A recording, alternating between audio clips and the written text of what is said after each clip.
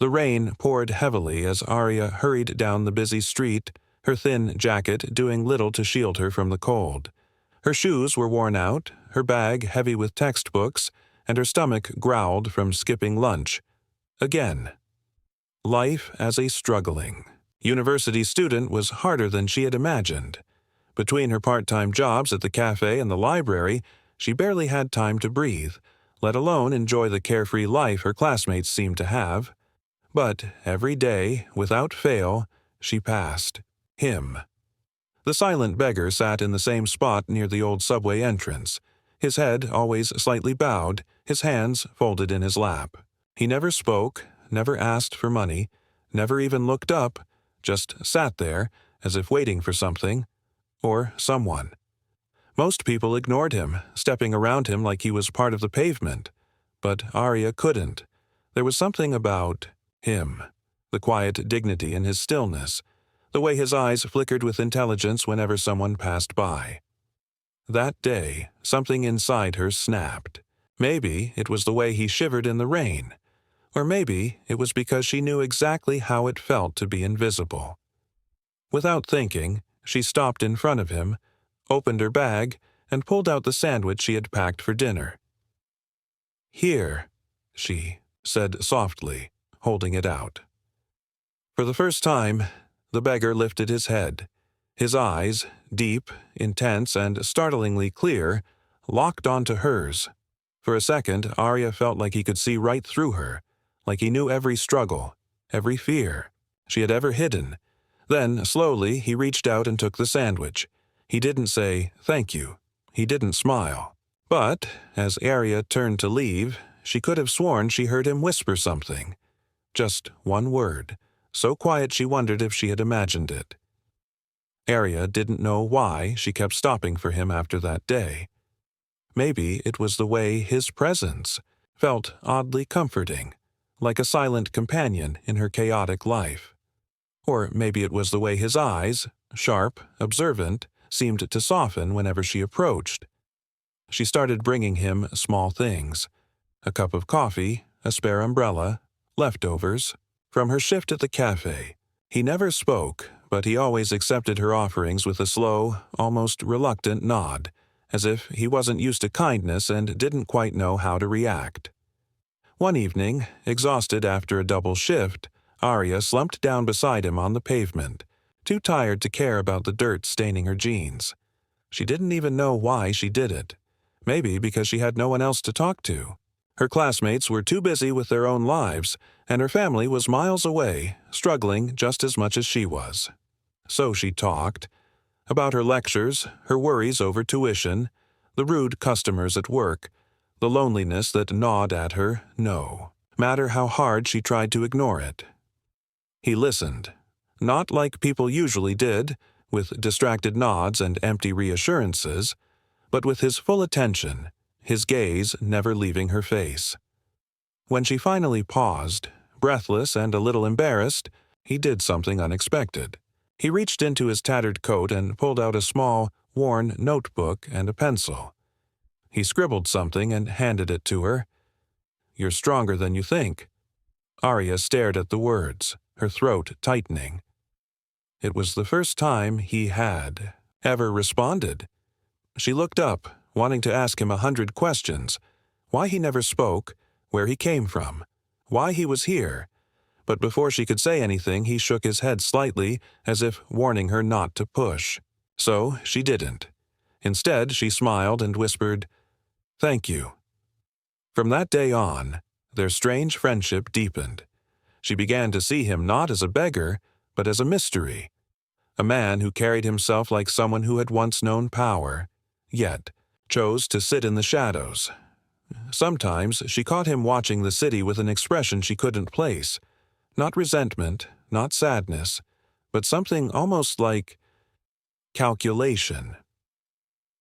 Then, one night, everything changed. Arya was walking home, late after her library shift when she heard scuffling near his usual spot. Her heart lurched. 3 men were surrounding him, laughing cruelly as one kicked over his small cup of coins. Without thinking, she ran forward, shouting at them to stop. They turned, sneering, but something in her furious expression must have given them pause because after a moment they backed off, muttering insults as they walked away. Shaking, Arya knelt beside him. "Are you okay?" For the first time he spoke. His voice was rough from disuse but deep, commanding, completely at odds with his ragged appearance. "You shouldn't have done that." Arya froze. You can talk?" His eyes held hers, dark and unreadable. "Yes." 1,000 questions rushed through her mind, but before she could ask a single one, he stood abruptly, his movements too graceful for a man who supposedly lived on the streets. "Go home, Arya. It's not safe tonight." Her breath caught. She had never told him her name. The revelation that he knew her name, without her ever having mentioned it, sent a shiver down Arya's spine. For a long moment she could only stare at him, her mind racing with possibilities, each more unsettling than the last. Was he following her? Had he been watching her before she even noticed him? The thought should have frightened her, but instead, a strange thrill ran through her, because the way he said her name wasn't creepy or threatening. It was soft, almost protective, like he had been holding on to it for a while. She opened her mouth to demand an explanation, but he turned away, his broad shoulders tense beneath the frayed fabric of his coat. The streetlight cast long shadows. Across his face, sharpening the angles of his jaw, and for the first time, Arya truly saw him. Not as a beggar, but as a man who carried himself with quiet authority, whose hands, though dirty, were strong and sure, the hands of someone who had once held power, who still held power, maybe. "Who are you?" she whispered. He didn't answer. Instead, he reached into his pocket and pulled out a folded piece of paper, pressing it into her palm before walking away. Arya stood frozen, clutching the paper as his figure disappeared into the night. Only when the cold seeped into her bones did she finally unfold. "Meet me tomorrow, same place. I'll explain. No signature, no further clues, just those words, written in the same precise handwriting as before." Sleep didn't come easily that night. Arya tossed and turned, her mind replaying every interaction, every glance, every silent moment between them. Had it all been some kind of game? Was he dangerous? Or, her stomach twisted at the thought, was he mocking her, playing the part of a helpless beggar while secretly laughing at the naive girl who brought him food and poured her heart out to him? But then she remembered the way he had looked at her, the way he listened. No one had ever listened to her like that before. The next day, Arya almost didn't go. Pride warred with curiosity, but in the end, curiosity won. She arrived at their usual spot, her heart pounding, half expecting him not to be there. But he was. And this time, he wasn't sitting on the ground. He stood tall, his back straight, his clothes still ragged, but his presence utterly changed. Gone was the quiet, downtrodden beggar. In his place stood a man who commanded attention without even trying. "My name," he said slowly, "is Elias Valtaire." Arya's breath caught. She knew that name. Everyone did. Elias Valtaire wasn't. Just a billionaire. He was the reclusive tech genius who had built an empire before vanishing from the public eye years ago. Rumors said he had lost his mind.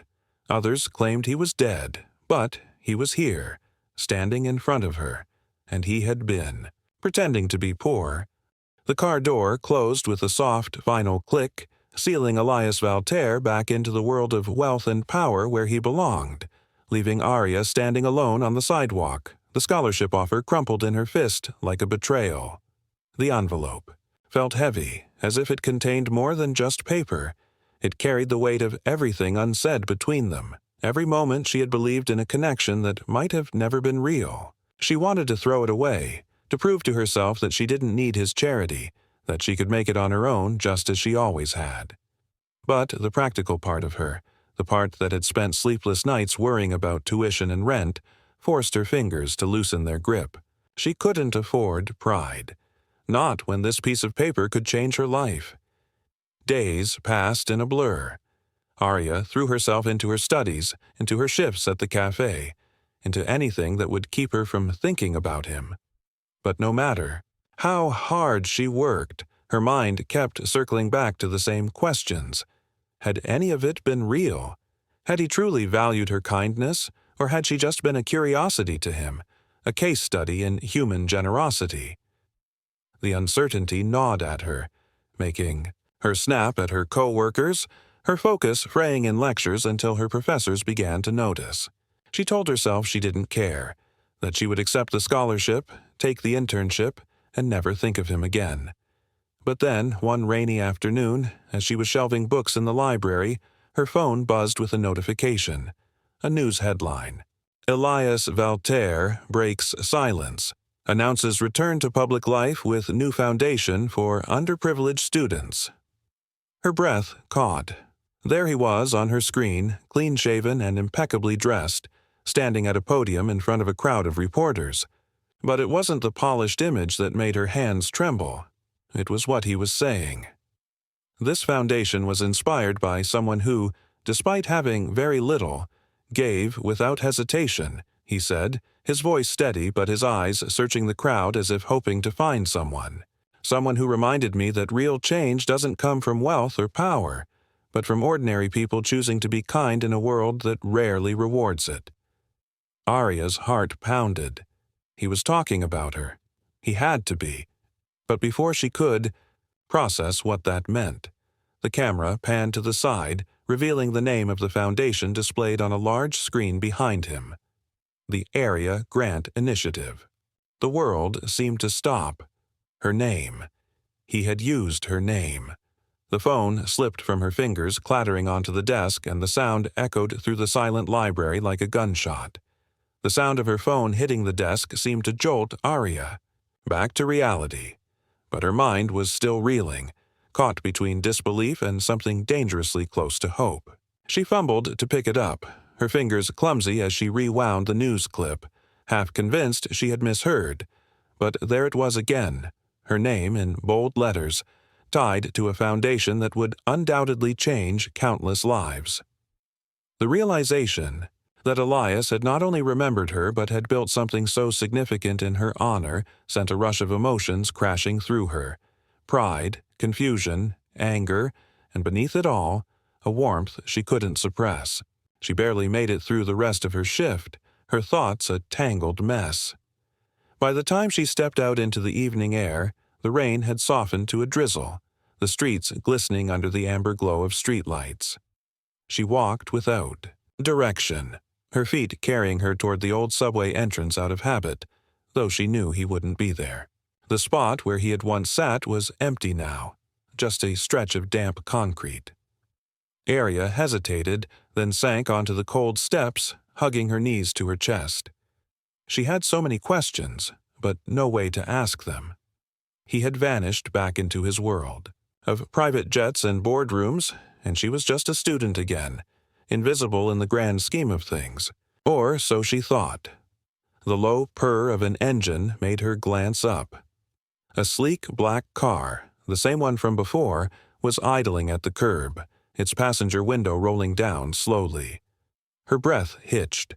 For a wild moment she expected Elias to step out, to explain everything, to apologize in that quiet, intense way of his. But instead the driver leaned over and called out, "Miss Arya, Mr. Valterre would like to see you." Her heart leaped into her throat. She should say no. She should walk away and never look back. But curiosity, and something deeper, something she wasn't ready to name, had her standing on unsteady legs. The driver opened the door, and after a heartbeat of hesitation, she slid inside. The car smelled like leather and something faintly spicy, a scent that reminded her of Elias. She stared out the window as the city blurred past, her reflection ghostly in the glass. Where was he taking her? What did he want? The questions buzzed in her skull, but the answers didn't matter as much as the undeniable truth. She needed to see him one last time. The car stopped in front of a towering high-rise, its glass facade shimmering like ice. A private elevator whisked her up to the penthouse, and when the doors slid open, she stepped out into a space that felt more like a dream than reality. Open and airy, with floor-to-ceiling windows offering a dizzying view of the city below. And there, silhouetted against the skyline, stood Elias. He turned as she entered, his expression unreadable. "You came." Arya crossed her arms, her voice steadier than she felt. "You didn't give me much choice, putting my name on national television." A flicker of amusement crossed his face, but it faded quickly. "I needed you to know it wasn't a game. Not to me." He took a step closer, his gaze searching hers. "I meant what I said. You changed everything." The raw honesty in his voice disarmed her, but she forced herself to hold his stare. "Why didn't you just tell me who you were?" Elias exhaled, running a hand through his hair, a gesture she was starting to recognize as frustration. "At first, because I didn't trust anyone, and then because I was afraid you'd look at me the way you're looking at me now." Arya blinked. "How am I looking at you?" "Like I'm a stranger," he said quietly. The words hung between them, heavy with truth. She didn't know him, not really. The man she had shared her struggles with, the one who had listened without judgment, had been a carefully constructed illusion. But, as she studied his face, the tension in his jaw, the shadows under his eyes, she realized something else. The billionaire before her was just as unsure as the beggar had been, and that, more than anything, made her step closer. The space between them seemed to hum with unspoken words as Arya took that final step forward, close enough now to see the flecks of gold in Elias's dark eyes, to catch the faint tremor in his breath as he held himself perfectly still, as if afraid she might vanish if he moved too suddenly. The penthouse, the city lights, the weight of his deception. It all faded into the background as she searched his face for the man she had known on those cold streets, the one who had listened to her with unwavering patience, who had made her feel seen in a way no one else ever had. "You're right," she said softly, her voice barely above a whisper. "I don't know you. Not the real you." Her fingers tightened around the strap of her bag, her nails digging into the worn fabric. "But the truth is, you don't know me either. Not really. You saw a struggling student, a girl who was kind to you when she didn't have to be, but that's not all I am." Elias didn't flinch. Instead, he nodded slowly, his gaze never leaving hers. "Then tell me," he said, his voice rough with something that sounded like hope. "Tell me who you are, Arya. Not the version you think I want to see. The real you." The challenge in his words sent a spark through her, cutting through the last of her hesitation. For the first time since they'd met, she felt the balance between them shift. No longer the wealthy benefactor and the grateful student, no longer the mysterious beggar and the kind stranger, but just two people standing in the quiet space between, truth and possibility. So she told him. She told him about growing up in a small apartment with peeling wallpaper, about her mother working double shifts just to keep food on the table, about the scholarship she'd fought for tooth and nail because no one was going to hand her anything in this life. She told him about the nights she'd cried herself to sleep, not from exhaustion, but from the fear that no matter how hard she worked, it would never be enough. And then, her voice trembling but fierce, she told him about the anger that had been simmering inside her since she'd discovered his lie, not because he was rich, but because he'd made her question every real moment between them. Elias listened the way he always had, completely, utterly present. When she finally fell silent, he exhaled sharply as if her words had knocked the air from his lungs. "You're right," he said, his voice low. "I didn't know, but I want to." He reached out, then hesitated, his hand hovering in the space between them. "Not as the beggar or the billionaire, just as me, and you, just as you." Arya looked down at his hand, then back up at his face. The arrogance she'd expected wasn't there, just a quiet vulnerability that mirrored her own. Slowly, she reached out and took his hand, the warmth of his skin sending a shiver up her arm.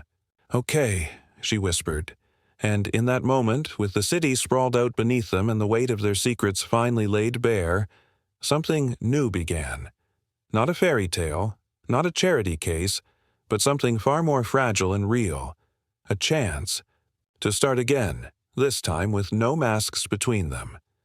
Elias's thumb brushed over her knuckles, his grip tightening slightly, as if he couldn't quite believe she was real. "What now?" he asked, the question hanging between them. Arya smiled, small but sure. "Now," she said, "you take me to dinner. And this time, you're paying." The laugh that burst from Elias was startled, bright and entirely genuine, the first real laugh she'd ever heard from him. And as he tugged her toward the elevator, his fingers laced tightly with hers, Arya realized something with startling clarity. Some stories didn't need grand gestures or sweeping declarations. Sometimes, the most powerful beginnings were the quiet ones. Subscribe and press the bell icon so that you never miss the amazing video.